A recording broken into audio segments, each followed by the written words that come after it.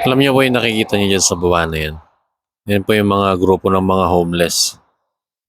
Ayan, homeless, jobless, lahat na. Nandiyan po sa baba. Diyan po sila nakatira. Diyan na rin ho sila, dito na rin ho sila naliligo. Ayan, libre ligo na ho yan. Kaya may daanan dyan oh. Diyan. May daanan dyan. Papunta rito. Halimbawa sila ay mag-CCR. Diyan na rin sila mag-CCR. So yan ang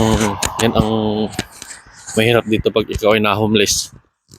Naging homeless, jobless, dalawa yan eh. Bago ka magiging homeless, kailangan mo munang maging jobless.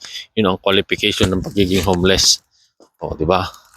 Kaya kailangan kung ikaw ay nandito ay nasa matatag kang trabaho, nasa maayos kang trabaho, nasa productive kang kumpanya para hindi ka magiging qualified sa pagiging jobless to homeless. Yun lang mga kababayan. Kaya hindi naman sa mapili sa trabaho ang mga yan, pero siyempre pag ayaw nila. Mas gusto nila yung magiging homeless na lang na ganyan katulad niyan. Nangyari doon sa likod ko kanina. Yun lang.